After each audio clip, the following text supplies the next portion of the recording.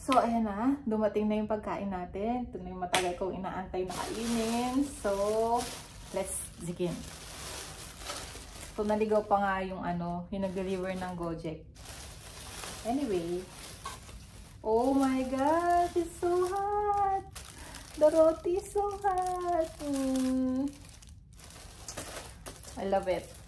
Ay, namimiss ko yung mga suki ko ng mga restaurant sa Hello nga pala sa Namaste restaurant sa Vietnam, sa District 1. At saka sa Dahi Hanbi sa District 7. Yan. Kung mapapadpad kayo at kung mapapanood nyo tong video at maintindihan nyo yung lengguwahe ko dito. Yan. Yan yung mga must visit places or restaurants sa sa Vietnam, sa Ho Chi Minh. Kung gusto niyo kumain ng super good taste na mga Indian food. So, ayan. Meron pa tayong ganito. Tsaka yung sibuyas. Ayan. Okay, sige. Anyway, mag-start na tayo.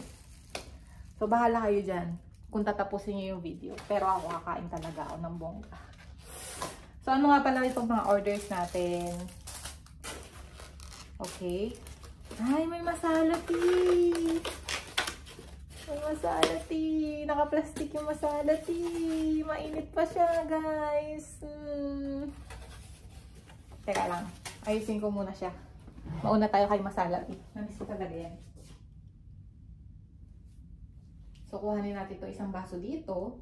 Kasi, dahil si Ibis Styles ay malinis na hotel. So, pwede natin gamitin yung kanilang baso. So, meron tayong masala tea here.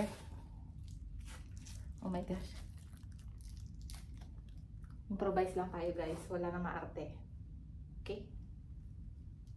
Yan. So, init niya pa. Oh my gosh. So nice.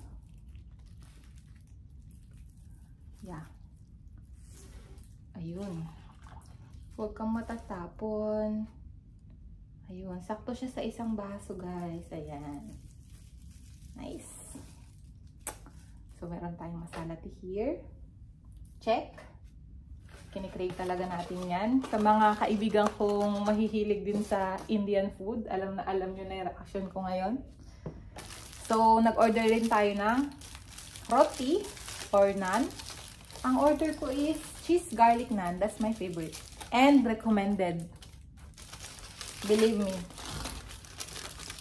So, yeah, nice. Mainit pa siya, guys.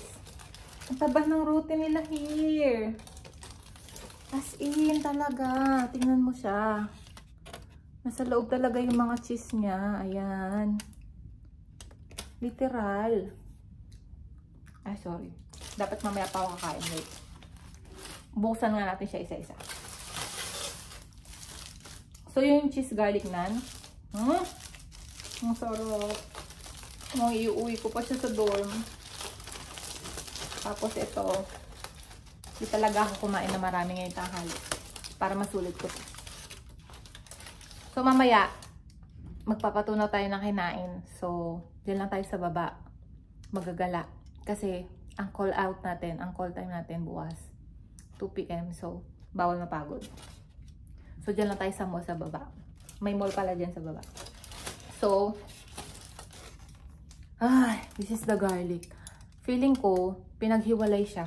Sabi ko kasi, ang gusto kong flavor ng cheese garlic naan is, cheese garlic naan. Na may cheese, na may garlic, dun sa isang naan. Pero mukha siya pinaghiwalay, guys.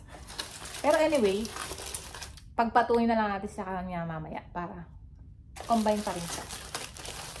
Nice, right? Okay. Taste test. Oh my gosh. Nakahiwalay yung sugar. Feeling ko kailangan ko ng sugar. Hindi siya nalagyan ng sugar. Hindi siya ganun katamis. Bakit? O ganun talaga yung timpla nila dito. Buti na lang may sugar dito. Ayan. Yan. So, gamitin natin yung sugar dito sa Ibis Styles. Madadala kaya ito pa uwi. Try natin. Mga isa, dalawang scoop lang. Hindi naman tayo masyado matakot sa sugar. So, yan. Mauubos natin yan. So nice. I love it. Taste ulit.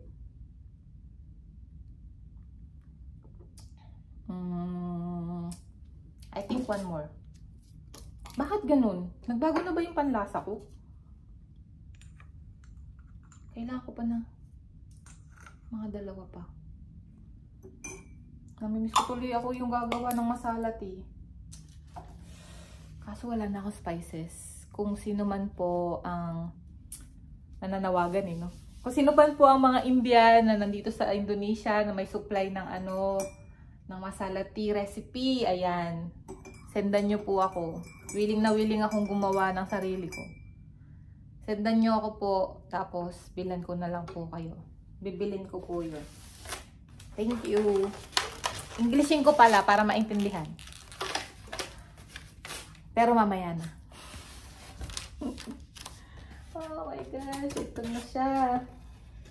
Ito na yung butter chicken and chicken biryani. So, hindi ako nakontento sa chicken biryani. Sana hindi siya masyadong maanghang. Parang hindi ko nasabi na wag masyado anghangan. Anyway, consult natin mamaya yung in-orderan ko. And then, to yung butter chicken. Literal na butter, guys. Paano ko naman ito kakainin? So, mainit pa siya. Kasi nga, nakika-coordinate ako sa kanila sa oras ng dating ko dito. Tapos ito. Ayan. Hindi ko pa talaga alam yung tawag dito. Pero ito alam ko onion to. Ayan. Tapos, ito yung palak paneer.